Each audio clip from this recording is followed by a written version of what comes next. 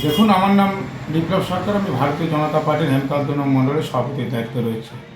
দেখুন, আমাদের হেমতাবাদ বিধানসভার বিধায়ক মাননীয় সত্যজিৎ বর্মন, তিনি ভোটে জেতার আগে যে সমস্ত প্রতিশ্রুতিগুলো দিয়েছিল আমাদের হেমতাবাদবাসীকে, তা একটু পূরণ করেনি।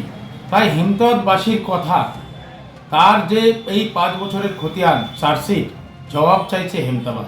একটি কলেজ করার কথা ছিল, সেটা করেনি। তার পাশাপাশি একটি ফায়ার ব্রিগেড করার কথা ছিল, করেনি।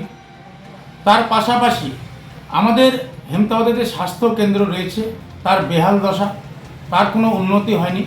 আমাদের বাঙ্গালবাড়ি উপস্বাস্থ্য কেন্দ্রের কোনো উন্নতি হয়নি। এছাড়াও হেমতাবাদের বিভিন্ন এলাকায়, ধরুন বিষ্ণুপুরে একটি ব্রিজ হওয়ার কথা ছিল, সেটা হয়নি। এবং আমাদের ডেউচি ব্রিজ খুব খারাপ অবস্থায় পড়ে রয়েছে। সেখানে সাধারণ মানুষ নিত্য দিন যাতায়াত করছে জীবনকে হাতের ঝুঁকি নিয়ে। এর পাশাপাশি বাঙ্গালবাড়ি গ্রীষ্মকালে জলের সংকট রয়েছে। বাঙ্গালবাড়িতে গ্রীষ্মকালে সাধারণ মানুষ জলের সংকটে ভুগে, কিন্তু এই সত্যজিৎ বর্মন কোনো তাদের সমস্যার সমাধান করেনি। তিনি তো বলেন যে অন্যান্য বিধায়কদের সঙ্গে তার কাজের তুলনা করতে, যদি তার থেকে বেশি কাজ না করেন তাকে ভোট দেবেন, এরকম তো বলছেন। আপনি বলছেন কাজ হচ্ছে না। দেখুন, উনি কি করেন? প্রধানমন্ত্রী সড়ক যোজনাকে নিজের নামে চালাচ্ছেন, নিজে সেখানে ফিতা কাটছেন। ওনার আমলে আমরা কি দেখতে পেলাম? হেমতাবাদ ব্লক জুড়ে অবৈধ ড্রাগসের কারবারিদের, কালোবাজারিদের কারবারিদের দিন দিন বরাদ্দ বেড়েই চলেছে। এবং কি দেখতে পেলাম? হেমতাবাদ বাহারার ফরেস্টের জমি অবৈধভাবে তার গ্রাম পঞ্চায়েতের মেম্বারের মদকে দখল হয়ে যাচ্ছে। তার পাশাপাশি কি দেখতে পেলাম? আমরা হেমতাবাদের কুলিক নদীর মাটি চুরি হতে দেখতে পেলাম। প্রায় ৫০০ কৃষক ক্ষতিগ্রস্ত হবে তার আমরা আশঙ্কা করছি। এবং নদীর যে বাঁধ, সেটাও ভেঙে যেতে পারে। হেমতাবাদে প্রায় ৩০ থেকে ৩৫টি প্রাইমারি স্কুল বন্ধের মুখে।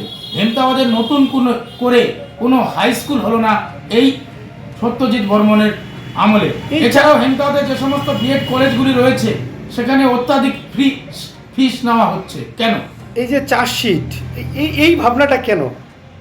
দেখুন, মানুষের মধ্যে এই ভাবনাটা এসেছে, কারণ হচ্ছে এটা তো আমরা বলছি না, ভারতীয় জনতা পার্টি বলছে না, এটা হেমতাবাদের জনগণ জিজ্ঞাসা করছে উনি কি কাজ করেছে। উনি তো প্রতিশ্রুতি দিয়েছিল এগুলো, যে হেমতাবাদে কলেজ করব, ফায়ার ব্রিগেড করব এবং স্বাস্থ্য পরিষেবা ভালো করব। উনি একটাও কি করেছে? কিছুই করেনি। আখেরে তিনি নিজের আখেরটাই গুছিয়েছে। হ্যাঁ, ফায়ার ব্রিগেডের জন্য তো একবার জমিও দেখা হয়েছে। শুনুন, এটা মানুষকে বাচ্চা ভুলানোর মতন, যে বাচ্চা ভুলানোর মতন খেলনা দেখানোর মতনই। আপনার দীর্ঘ 5 বছর হয়ে গেল, 5 বছরে কোনো কাজ হলো না। এই 5 মাস 6 মাস আগে এই 2-4 জন লোক নিয়ে এসে জমি দেখানো হচ্ছে। এটা মানুষকে কি এই বাচ্চা ভুলানোর মতন কাজ করছে না। কলেজ নিয়ে তিনি একটি কথা বলছে যে লাস্ট আমাদের যে বিধানসভায় আপনার বাজেট হলো, বাজেট অধিবেশনে তিনি কি একবারও বলেছেন হেমতাবাদের কলেজ চাই? হেমতাবাদের সাধারণ মানুষের জন্য বলেছে হেমতাবাদের স্বাস্থ্য পরিষেবাটা ভালো চাই? হেমতাবাদে প্রায় 3 লক্ষ লোকের বাস, সেখানে হেমতাবাদের ডাক্তার রয়েছে মাত্র 3 থেকে 4 জন। উনি কি বলেছেন সেখানে সেরকম যন্ত্রপাতি নেই, পরিষেবা পাচ্ছে না লোকেরা? কথা বলেছেন কোথাও? আপনারা যে মানুষের কথা বলছেন, তো এটা কি আপনার ভোট বাক্সে প্রভাব ফেলতে পারবেন? নিশ্চয়ই প্রভাব ফেলবে। আগামী 26 সালে তৃণমূলের পরাজয় নিশ্চিত।